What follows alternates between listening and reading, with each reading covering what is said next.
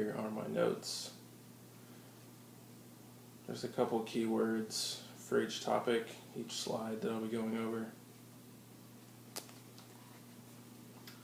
Alright, good morning Dr. Remmo, good morning class. My name is Zachary Bobish, and the organization that I chose for our presentation is the Home Depot. I'm going to explain a couple reasons why I think they make a great example for this presentation, and touch on a couple key things that we've gone over and learned about this semester. So for starters, why did I choose Home Depot for this project? I love the place. I always seem to have a good experience there. Every time I go in, I always seem to find exactly what I want, oftentimes more. And after doing some research for a couple of the things that I looked at when I was picking topics for this project and looking into the company more, it just seemed to be a good fit. So first thing we're going to go over is the Home Depot's approach to climate change and their role as far as what they do for eliminating the carbon footprint and things like that. Climate change is a very serious topic, no matter who you talk to about it today. So they play a role in helping that. So we're going to talk about that. The Home Depot and Frederick Taylor's theory of scientific method. After going over the different theories that we learned about in this class, this one seemed to stand out to me the most. So the next thing after that is going to be the Home Depot's cultural profile. They have a lot of great aspects to that as well, so we'll go over that. The globalization of Home Depot. They're the #1 home improvement retailer in the world, and we'll talk about that, and then we'll just wrap everything up at the end. So, alright, so for starters, the Home Depot's approach to climate change. So this was the biggest thing that stood out to me. First point here, 17,000 energy-saving products that they offer in stores and online, which they have estimated will save their customers $700 million annually. I mean, that's incredible. 17,000 products. I don't know if anybody's ever gone into the stores, but I do. And you get lost in that place. There's all kinds of different things that they sell, and that's an incredible amount of savings too that they're estimating. Obviously, you're not going to buy 17,000 products and save that much money, but from the ones that some people do, that's just a ton of money you can save. I personally live in Hawaii. I'm stationed here, active duty military, and the cost of energy here is insane. Most people don't even have central air conditioning, and a lot of people rely on solar power. So the cost of kilowatt hours here is it's through the roof. So saving money there is great. A couple ways that they do it is they have put lower wattage lighting in their stores, going to LED lights, which put out just as much light projection. However, they don't use as much energy doing it, and compared to halogen lights, things like that. They've also implemented higher efficiency HVAC units, which are cooling the stores down, things like that have they're just more efficient. They don't use as much energy to work. They've also come up or implemented a renewable energy fuel cell program that in total provides 85% of the energy needed to operate the store. So they're not utilizing a massive diesel generator to power everything that they need to operate the store. With that fuel cell powered technology, they've also put it into their forklifts, which is crazy because if you've been in the store, you've seen people zipping around on forklifts all the time. They use them a lot. So it's an innovative hydrogen fuel cell powered forklift that has saved over 2 million kilowatt hours and avoided emitting 800 metric tons of CO2. So if any of you have done research on climate change and believe what you do, it's the obvious greenhouse gas that seems to be causing the most damage is going to be your CO2. So that's helping save a lot on that. Next thing we're going to talk about is Home Depot and Frederick Taylor's theory of scientific management. So the main objective of this theory is to improve economic efficiency and more specifically labor productivity. The Home Depot utilizes a human resources structure, which we put here secures manager and worker relationships for maximum productivity. So with this theory and a human resources approach or structure to their organization, it develops more of a relationship between the manager and the employee. And what they found with that is that if you take care of the employee is going to take care of not only the manager but the company as a whole as well. So one of the ways that they hire employees that ties into the theory is there's one best way to do every job. So what they do is they try to hire people who are passionate about the specific sections and things of that nature that are in the store. Again, if you've been in there, you know that there's a lumber section, a plumbing section, and a electrical appliances section. And they want to hire people that know what they're talking about, because if you've ever had a conversation with somebody who doesn't know what they're talking about, you can tell right away. And when you're there and you need help picking out a product and things like that, you just want to make sure that you're getting the correct advice, something that's actually going to help you out picking that out. So that's how they do that. Alright, the Home Depot's cultural profile. Again, every time I've gone in there, it seems to be just a gigantic, diverse group of people that work there. Younger adults to older adults, all different races and creeds walking around. They all share a common orange apron, maybe a construction belt or something like that. But they all seem to be having a good time. Happy smiles on their faces, joking around with each other, always willing to help. And those type of things tie into this first point here. The Home Depot prides itself in a cultural, diverse, team-like environment, whether it's in the stores, distribution centers, and offices.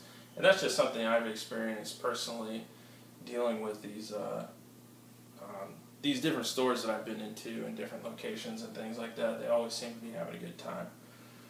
Always willing to help, that kind of thing. Definitely a team-like, family-like environment. The same associates serve the communities that they work. So not just when they go to work and the people in the communities that come there and ask them for their help and things like that, but doing things in the community. Obviously Home Depot is a company that repairs things, helps you fix stuff, helps you build things from scratch. And they do that in their community. We personally just had a couple, I think they were gardens built for one of the middle schools here, that Home Depot came together, put the lumber out, the tools, the irrigation, and all that kind of thing. So things like that are what they're known for. Different career opportunities for current and former military with their spouses. Me being in the military personally, knowing firsthand that there are quite a few jobs in the military that don't directly transfer out into the civilian world. And it makes finding jobs for those people that do those things in the military difficult. So it's nice to know that the Home Depot is willing to find people, like we talked about earlier, hiring that have a passion for the certain things that the store and the company has to offer, and being vocal about using them to fill those positions. Just a couple different benefits for the employees that work for the organization is pretty incredible. Paid time off. Talk to a lot of people that don't get that right away. Tuition reimbursement is a big thing. I mean, having to pay for school, college, things like that is one of the #1 reasons why people don't even go. They don't want to put themselves into debt. You've got a company here who's helping you go to school. They also offer a 401k, employee stock, medical, dental, vision benefits, other insurance plans such as home like home insurance, homeowners insurance. I'm sorry, that's what I was thinking of. Renters insurance, things of that nature. For people who are interested in it, adoption assistance.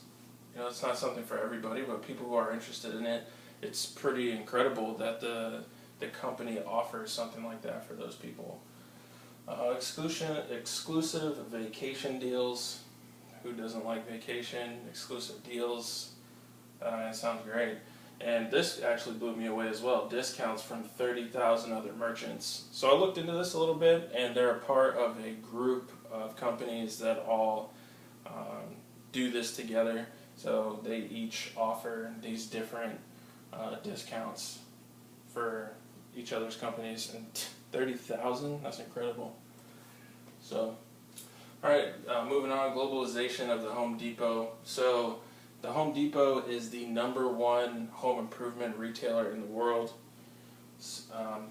292 of its 2,269 stores, or 13% of them, are located outside of the United States within Canada and Mexico.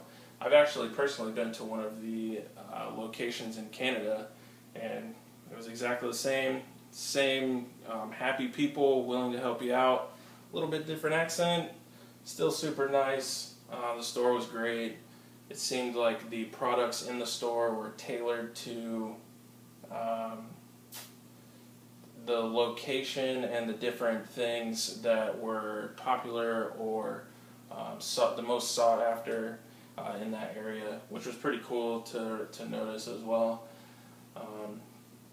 The international sales, so between Canada and Mexico, account for roughly 11% of their total sales. I mean, that's pretty incredible when you think about it. You might think, 10%, 11%, not that much, but I mean, that's pretty incredible. It's not less than 10%. It's, so that's great too. A lot of people also think globalization, it's got to go outside North America. And they tried to do that. We're just going to jump down here to this last bullet point. They tried to open a China store, but it closed in 2012 because they had a little bit of an error overlooking the way of business in a developing country. So in those kind of countries, they see it as more of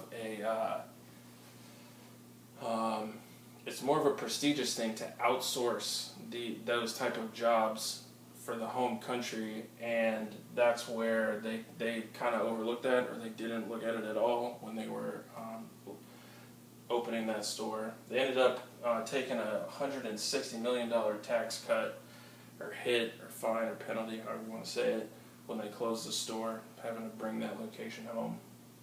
So, just going back and looking at the fourth quarter for 2015, Home Depot reported 45 consecutive quarters of growth in Mexico. I mean, that is nuts. That doesn't happen to many companies ever. And 13 consecutive months of growth in Canada. Incredible. So, just to summarize everything, climate change is something that the Home Depot takes very seriously. Just a couple of the talking points that I mentioned previously. I mean, they do a really good job at helping, keep that crisis that a lot of people would think it is, the climate change issue, to a minimum, as far as taking responsibility for the things that they are in charge of.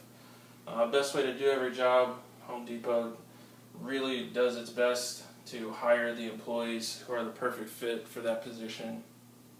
And I mean, you just know when you walk into a business and the employees are great. They love what they're doing. Culturally diverse, team-like environment with lots of benefits. Involvement in the community is huge. So that's a good thing. And, I mean, what else can you say about the Home Depot when it's the world's #1 home improvement store? Dominates the North American market, excuse me. So that's going to be it. Thank you for your time. I appreciate it. And I'm just going to show you the works cited here. These are hyperlinks, and breaking it down by each slide there. So thank you. Appreciate it.